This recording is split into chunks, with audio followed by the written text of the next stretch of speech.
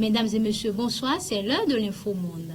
Prévu jeudi en seconde lecture à l'Assemblée nationale française, l'examen de la proposition de loi visant à allonger le délai légal d'accès à l'interruption volontaire de grossesse IVG a été annulé mardi 16 février. Mais le Parti socialiste a annoncé qu'il retirait ce texte de l'ordre du jour pour que d'autres propositions puissent être débattues. Car le dépôt de 423 amendements de la part de députés, les Républicains LR bloquent son examen. Le texte prévoit l'extension du délai légal pour avorter, le faisant passer de 12 à 14 semaines de grossesse. D'autres mesures figurent dans cette proposition, dont la suppression de la clause de conscience spécifique à l'IVG qui permet aux professionnels de refuser cet acte médical. Les sages-femmes pourraient être légalement autorisées à pratiquer des IVG chirurgicales jusqu'à la 10e semaine de grossesse.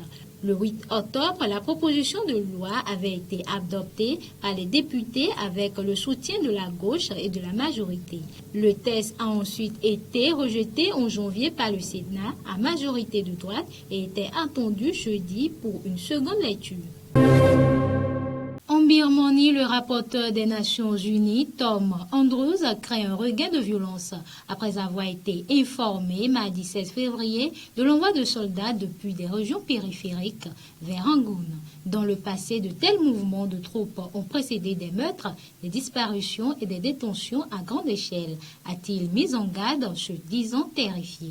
Des milliers de manifestants sont descendus dans les rues mercredi à Rangoon. Les contestataires marchaient vers le centre-ville de la capitale économique, répondant à l'appel à manifester en masse pour exhorter la junte à rendre le pouvoir et demander la libération d'Aung San Suu Kyi. Malgré la peur des représailles, les appels à la désobéissance civile se poursuivent avec des médecins, enseignants, contrôleurs aériens, cheminots en grève contre le putsch. Ces grévistes sont particulièrement ciblés lors des arrestations. Aux États-Unis, Donald Trump a fortement critiqué mardi 16 février le chef des Républicains au Sénat, Mitch McConnell, en appelant son parti à tourner le dos à ce vétéran du Congrès qui a publiquement accusé l'ex-président américain d'être responsable de l'assaut meurtrier du Capitole. Jusqu'ici, très discret depuis son départ de la Maison-Blanche, le 45e président des États-Unis déclare ainsi la guerre ouverte avec ce fin stratège qui fut longuement son allié, un divorce emblématique des divisions qui déchirent désormais les républicains. Mitch est un politicien renfrogné, maussade, qui se nourrit jamais et si les sénateurs républicains restent avec lui, ils ne gagneront plus, a écrit l'ex-président dans un communiqué cinglant. Le parti républicain ne pourra plus jamais être respecté ou fort avec des dirigeants politiques comme Mitch McConnell aux commandes, insiste-t-il. Maintenant, ces chiffres dans les sondages sont encore plus bas que jamais auparavant. Il détruit le côté républicain du Sénat et du même coup fait terriblement de mal à notre pays, affirme Donald Trump. En Nouvelle-Calédonie, les indépendantistes sont en passe de réussir leur coup politique. Ce sont eux qui ont fait chuter le dernier gouvernement début février 2021 en démissionnant en bloc. Les formations indépendantistes ont remporté 6 sièges sur les 11 du nouveau gouvernement. Inédit depuis les accords de Nouéma de 1998 qui ont fixé les étapes de la décolonisation de ce territoire français.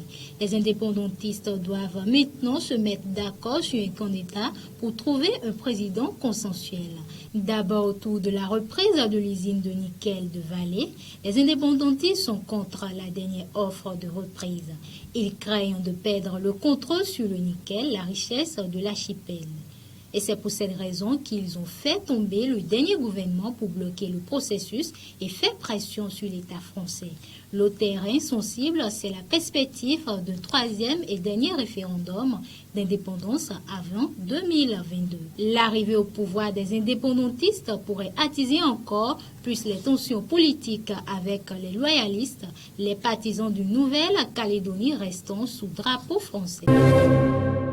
Et puis le patron d'Amazon, Jeff Bezos, s'est retrouvé de nouveau mardi 16 février au sommet de la liste des hommes les plus riches du monde, dépassant Elon Musk, le PDG de Tesla et SpaceX, indique Bloomberg. Selon son classement, la fortune de Bezos était estimée à 191 milliards de dollars après une baisse de 372 millions de dollars à la clôture des négociations. Mais Elon Musk, quant à lui, a vu sa fortune diminuer encore davantage pour atteindre les 190 milliards de dollars après que les actions de Tesla ont glissé mardi de 2,4%, effaçant 4,6 milliards de dollars de la fortune de son PDG. À la troisième place du classement figurait le fondateur de Microsoft, Bill Gates, avec une fortune estimée à 137 milliards de dollars. La quatrième place était attribuée au patron de LVMH, Bernard Arnault, 116 milliards de dollars, soit environ 96 milliards d'euros. Et la cinquième place était occupée par le fondateur de Facebook, Mark Zuckerberg, avec une fortune de 104 milliards de dollars, environ 86 milliards d'euros. Et pour finir, Meghan Markle et Harry viennent d'annoncer qu'ils attendaient leur deuxième enfant.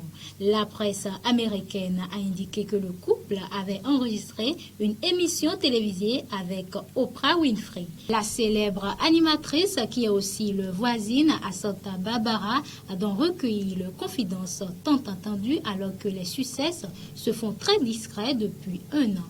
Embêtée par cette démarche, la reine Elisabeth II a pris une grande décision. D'après les informations de Daily Mail, Sa Majesté va leur demander d'abandonner tous les patronages qu'ils s'assuraient en tant que représentants de la famille royale.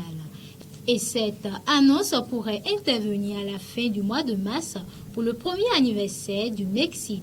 Le père du petit Archie devait être privé de ses 3 titres militaires honorifiques restants et de ses patronages avec la Rugby Football Union, la Rugby Football League et le Marathon de Londres. De son côté, celle qui jouait dans la série Suite devrait démissionner de son poste de patronne du Théâtre National. Pour rappel, quand elle avait été nommée à ce poste en 2019, cela avait été considéré comme un geste de soutien et d'affection de la part de la reine Elisabeth II et pour cause, elle en était la marraine depuis 45 ans. Et ce sera tout pour Infomonde. Prenez le rendez-vous demain, même heure, même canal.